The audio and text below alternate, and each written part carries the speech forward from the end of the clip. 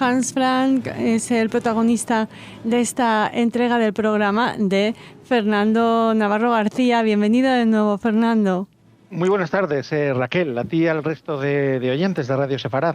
Bueno, seguro que están muy contentos de volver a oírte aquí en Radio Sefarad y seguir descubriendo esos nombres de luz y de sombra. En este caso, de una sombra muy, muy alargada y muy tenebrosa.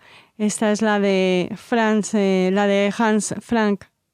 Sí, efectivamente. Hans Frank es uno de los juzgados y ejecutados en el proceso de Nuremberg. Es uno de los nombres infelizmente más conocidos del nazismo y vamos a ver por qué razón este hombre fue juzgado y condenado a muerte y ejecutado.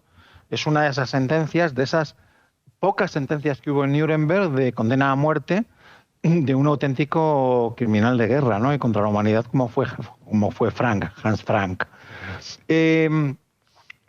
Hans Frank nace en mayo de 1900, justo con el siglo, inicios del siglo XX.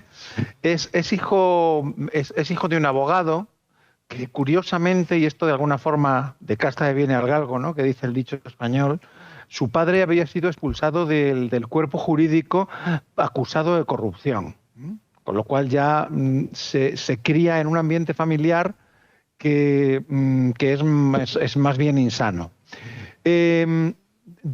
Durante el periodo posterior a la Primera Guerra Mundial, en la que él, por razones de edad, no llegó a combatir, pero sí que se incorporó justo al terminar la Primera Guerra Mundial. Sabe, Raquel, que una gran parte de los soldados desmovilizados alemanes pasaron a integrar los llamados Freikorps. Que realmente eran unas organizaciones puramente paramilitares que, aprovechándose de la experiencia bélica de los soldados, con un contenido nacionalista y en ocasiones racial muy fuerte, pues se dedicaban a impartir la justicia por su mano en una República de Weimar recién instaurada en 1919, que estaba realmente muy alborotada, Recordemos la República Roja de Baviera, los movimientos comunistas, y bueno, los Freikorps no dejan de ser, en donde Hans Frank, repito, se integra, esa fórmula matemática nefasta de la acción-reacción, Movimientos comunistas en Baviera, Freikorps en el resto de la República de Weimar. Él se incorpora también, Hans Frank, al partido de los obreros alemanes, al partido de los trabajadores alemanes, el DAP, que recordamos es el antecedente, es el origen de lo que más adelante será el Partido Nacional Socialista de los Obreros Alemanes, NSDAP. Se une a las tropas de asalto en 1923, a las SA nazis, y continúa en esa espiral paramilitar que inicia justo al terminar la Primera Guerra Mundial. En noviembre de 1923, que es una fecha muy conocida también para cualquier conocedor de los orígenes del nazismo, porque es el push de la cervecería, o la marcha de la Felderhall.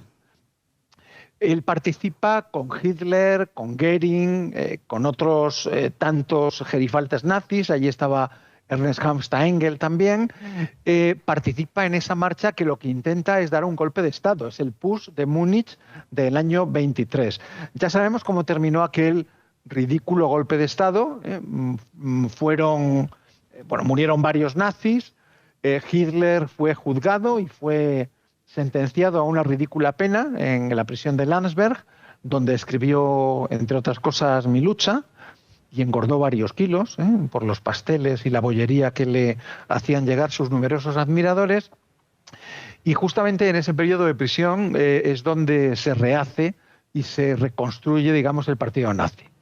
Pero Hans Frank, que participa en ese PUS, como decía, en el PUS del 23, con lo cual le convierte en uno de los primeros luchadores, ¿no?, que era el término que ellos empleaban, del partido nazi.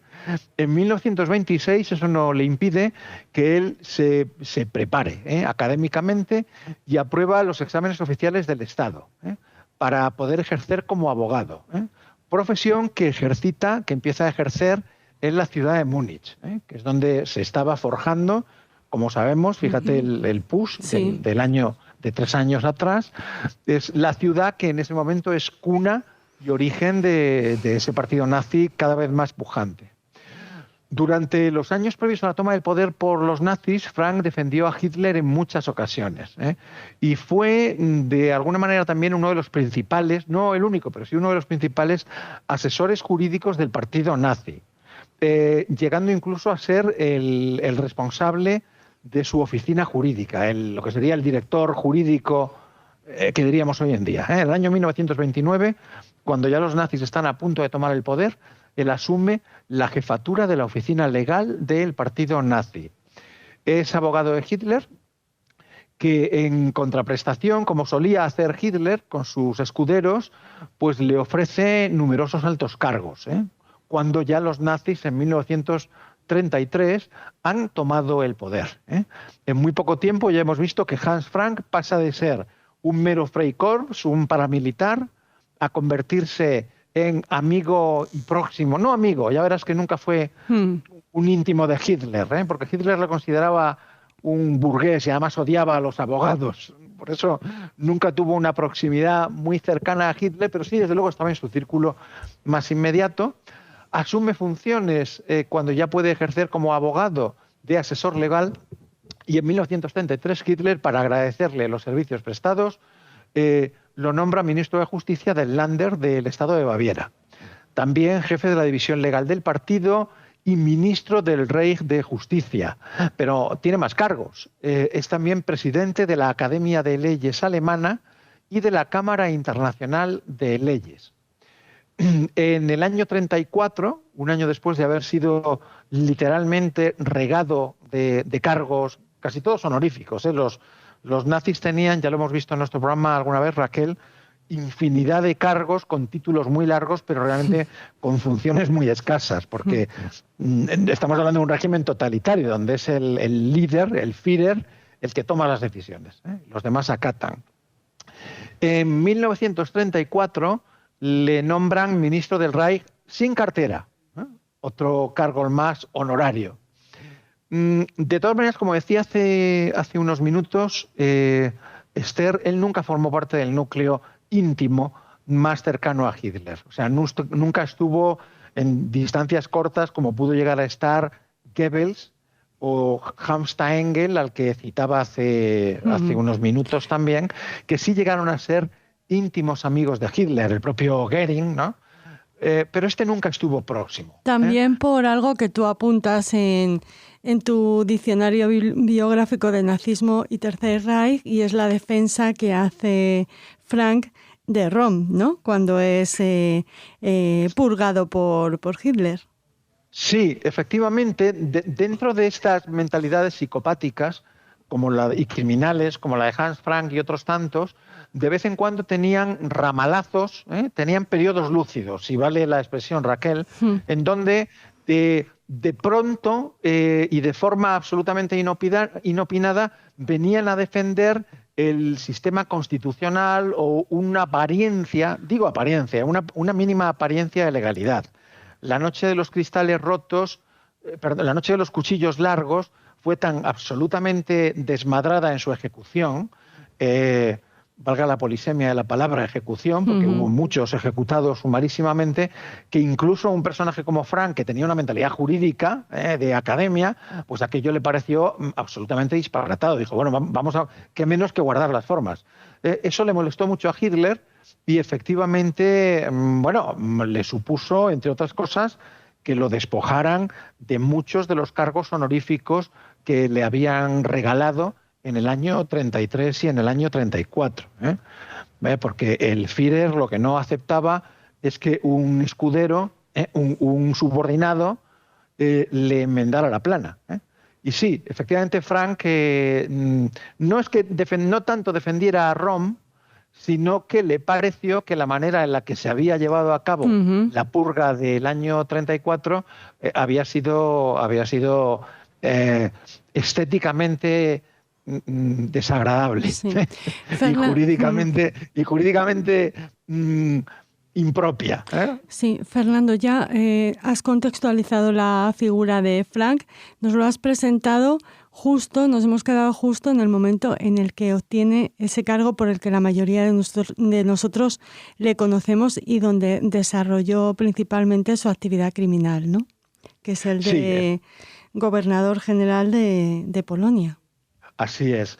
Este es el cargo realmente que hace, y yo creo que justifica su sentencia, su condena a muerte en los procesos de Nuremberg. Él es responsable cuando se conquista Polonia, o sea, en el año 39. Ahora estamos celebrando los 80 años estamos conmemorando, más que celebrando, los 80 años del inicio de la Segunda Guerra Mundial, pero también de la invasión de Polonia. Cuando en 1939 cae Polonia, en septiembre es conquistada. Sí, a primeros. Por eso, claro, la guerra empieza el 1 de septiembre. Polonia es invadida por nazis primero y 15 días después por soviéticos, en un ataque en pinza que destroza por completo al ejército polaco. Bueno, él lo nombran gobernador general de Polonia y él es responsable de la administración civil de lo que él llama el Gau vandálico. Esas son palabras de Hans Frank, se refiere al Gau vandálico. Tacha a los polacos de vándalos, de bárbaros. Y esta forma de pensar absolutamente despótica y tiránica de Frank implica el tratamiento que se le dio a los polacos, a toda la población polaca. Desde luego, principalmente a la judía, ya sabemos cuáles son los resultados de la Shoah en Polonia. Es el Estado europeo que tiene un porcentaje mayor de víctimas judías del genocidio, ¿no? Pero también al resto de población polaca. Él trata a los polacos como esclavos del Gran Reich alemán y por eso deben ser esclavizados y aniquilada su identidad nacional. Esto es algo que además se encargaron muy bien de hacer tanto nazis como soviéticos. En honor a la verdad histórica, Raquel, hay que dejarlo claro. La gente suele olvidar, y yo quiero recordarlo hoy, que desde 1939 hasta 1941, junio de 1941, la Unión Soviética y la Alemania nazi son aliados. Son aliados y, entre otras cosas, han pactado en ese pacto Hitler-Stalin, Molotov-Ribbentrop, que eran... Exacto. Sí, que ahora se han revelado los papeles auténticos, ¿no? Que se firmaron en ese momento. Protocolos secretos. Sí. O sea, eran conocidos hace años, pero es verdad que ahora empiezan ya a incorporarse a literatura de más divulgación, ¿no? Porque es algo que no se le ha dado la importancia histórica que yo creo que tiene. Pero fíjate que estamos hablando de que soviéticos y nazis son aliados desde el 39 hasta el 41. Son muchos años, quiero decir, son muchos meses, casi 2 años de alianza. Bueno, en ese momento Frank empieza a vivir de una manera absolutamente despótica y disparatada en el Palacio Real de Cracovia. Vive rodeado de lujos. Hay que leer las memorias de uno de sus hijos para darte cuenta de lo que supuso aquella época. Uno de sus hijos, porque tuvo varios, Niklas, publicó unas memorias muy amargas que se llama En las sombras del Reich, en las que describe la personalidad absolutamente demoníaca de su padre y del nazismo. Este hijo es también un personaje para darle de comer aparte, porque es una curiosidad que apunto en el programa de hoy. Pero él, en una entrevista que hace poco leía suya, declaraba, hay un libro, no recuerdo el nombre ahora, de Hijos de los Nazis, que fue de los hijos de los nazis, pues en ese libro y en una entrevista que hace poco se publicó, él declaró que durante toda su vida, desde la muerte de su padre, llevó siempre en su cartera personal, en lugar de llevar la foto de sus hijos o de su madre o de su novia, llevaba la foto de Hans Frank, de su cadáver, una vez fue descolgado de la horca en la que fue ejecutado después de los procesos de Nuremberg. Dice que llevaba la foto de su padre y cada cierto tiempo él abría la carpeta, su cartera, para mirar la foto de su padre y delectarse en la imagen del cadáver de su padre. Bueno, terrible también, Sí. Raquel. Sí, que habla de la situación mental de estos hijos del Sí, nazismo, ¿no? exacto. Luego tiene otro de los hijos que es todo lo contrario, que trata de justificar la figura de su padre diciendo que en el fondo que fue un pobre hombre, una buena persona y que él siempre se sintió querido por el padre. Claro, eso ocurre con muchos de los hijos de los nazis, porque el nazi, como buen psicópata, es capaz de llevar una doble vida. Himmler era un hombre exquisito con su hija en casa, pero luego ya sabemos qué tipo de persona era. Y exactamente igual Albert Speer, ¿no? Que es uno de los grandes camaleones del nazismo. Fernando, lo que llama la atención de Frank, aparte de su crueldad, es que respecto a otros nazis que ocultan la solución final o el deseo de exterminio absoluto de los judíos, Frank es todo lo contrario, ¿no? Hace alarde de eso. Sí, es verdad. Incluso, Raquel, sí, fíjate, una de las frases suyas que extraigo de mi diccionario, él declara a un corresponsal de prensa nazi, leo literal, si pusiera un póster por cada 7 polacos a los que he disparado, los bosques de Polonia no serían suficientes para fabricar el papel necesario para esos pósters. Fíjate qué declaración más criminal y al mismo tiempo más abierta y más sin tapujos a un corresponsal de prensa nazi, es verdad. Pero fíjate que los nazis siempre trataron el exterminio de una forma discreta. Nunca se habló de exterminio, se habló de solución final. Que es una palabra muy dada a todo tipo de interpretaciones a las que se aferran empecinadamente los pocos negacionistas que hoy en día quedan, ¿no? Pero no, él efectivamente, como muy bien dice Raquel, siempre declaró ufano su intención de exterminar y sus ganas de exterminarlos y su hecho de haber exterminado a miles de polacos. En Nuremberg, cuando a él se le sentencia, él reconoce sus crímenes.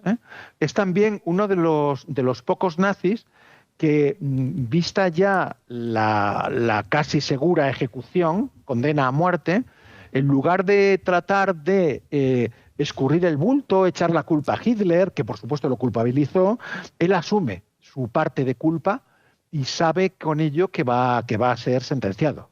Pero por lo menos en esa etapa final tuvo, no sé si la palabra es la adecuada, refiriéndome a Frank, pero tuvo al menos la dignidad de asumir los crímenes de los que había sido sin duda responsable, ¿no? Volvemos, si te parece, a ese momento en el que Frank, a los años en los que Frank reinó de manera despótica y cruel en Polonia, pero llega un momento que, como nos cuentas en tu libro y nos recuerdas, el hecho de que se asesine a tantos judíos y a tantos polacos opositores, claro, le priva de esa mano de obra que económicamente era fundamental para sustentar la maldad del Tercer Reich, ¿no?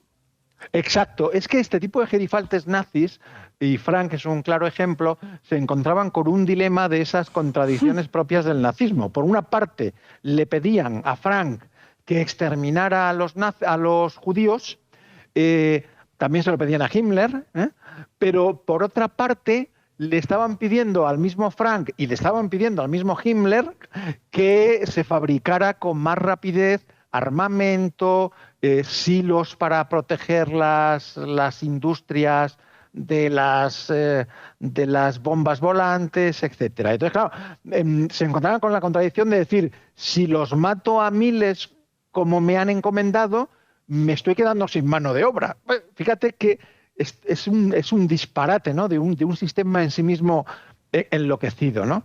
Y eso le llevó, como muy bien dice Raquel, a enfrentarse a las SS y a las autoridades policiales de Polonia, especialmente a Kruger, un personaje del que también podemos hablar algún día. De nuevo nos encontramos con un rasgo muy habitual en el nazismo, y es el choque que existe no solo de instrucciones contradictorias, matar judíos pero tener mano de obra esclava, son contradictorias, pero también eso llevaba a que hubiera choques entre las numerosas oficinas, departamentos, ministerios que pugnaban entre ellos por cumplir órdenes que eran contradictorias. Entonces aquí está Speer peleando contra Himmler, porque Himmler, su objetivo es matar millones de judíos, cumplir la solución final, pero en cambio Speer, ministro de armamento, su objetivo es fabricar más aviones, más tanques, más armas, para los cuales necesita judíos. Si te das cuenta, es ese disparate organizacional que supone el nazismo y que afortunadamente fue así, porque si hubiera habido una sincronización mayor, probablemente la guerra se hubiera prolongado muchos más años. Antes nos citabas esa frase terrible de los pósters y de sus asesinatos de polacos y de judíos. Después nos hablabas de esas manifestaciones en las que claramente exhortaba a exterminar a los judíos. Pero en el juicio de Nuremberg hay otra frase. Hablabas antes de que él reconoce sus crímenes y dice: 1000 años pasarán y la culpa de Alemania no será borrada. Quizás su conversión al catolicismo, su regreso al catolicismo, como apuntas en el libro, tiene algo que ver con ese arrepentimiento, ¿no? Es posible en la vida de las personas cuando llega a una situación límite, que es la muerte cierta, ¿no? Ha sido sentenciada a muerte, pues probablemente su conversión al catolicismo le hiciera efectivamente darse cuenta de la vida terrible que había llevado y del pecado enorme que él personalmente asumía, y que además Alemania de forma global también debería responder, ¿no? La responsabilidad de Alemania como conjunto. Es posible que su conversión al catolicismo y las conversaciones que tuviera con el sacerdote, que le exhortara pues, a hacer ese examen de conciencia, hiciera que este monstruo, en los últimos minutos de su vida, o en las últimas horas de su vida, encontrar al menos la paz de espíritu. Es algo sobre lo que solamente podemos especular. También podría ser todo una pose de cara a la galería o a su propia familia, ¿no? Sí. Esa persona, ese monstruo, como decías tú, que tanto miedo y que tanto dolor infligió a los polacos, a los judíos polacos y a todos los que en ese momento se encontraban en ese gobierno general de Polonia. No sé si quieres añadir algo más, Fernando, o nos despedimos soñando con la luz del personaje de la próxima semana. Sí, vamos a despedirnos con una frase, si te parece, suya, que saco también del diccionario, porque realmente resume muy bien cuál es su hoja de ruta. Fíjate lo que dice Hans Frank el 16 de diciembre de 1941, en pleno proceso más intenso de la Shoah, ¿no? Del genocidio. No se anduvo con rodeos, desde luego. Mira lo que dice. No le pido más a los judíos que desaparecer. Tendrían que irse. Debemos destruir a los judíos allá donde los encontremos y en cualquier oportunidad que se nos presente, para que podamos mantener toda la estructura del Reich aquí, en Polonia. No podemos disparar a estos 3,5 millones de judíos. Recuerdo que en esas fechas estamos en la Shoah por balas, todavía no han empezado las cámaras de exterminio a funcionar. Y no podemos envenenarlos, pero podemos dar pasos que de una manera o de otra lleven a la exterminación en coordinación con otras medidas a gran escala que están siendo discutidas en el Reich. La exterminación viene, evidentemente, de lo que ellos llaman en la conferencia de Wannsee la erradicación de los fundamentos biológicos del judaísmo. Muerte por inanición, por hambre, por tortura, por enfermedad, por embrutecimiento, ¿no? Bueno, un personaje, un verdadero monstruo, un personaje de oscuridad, Raquel, y cerramos la puerta del programa de hoy. Y la semana que viene la abriremos con un personaje de luz, si os parece. Sí, nos parecerá muy bien. Muchísimas gracias, Fernando, y hasta el próximo programa. Un abrazo muy fuerte para todos. Adiós.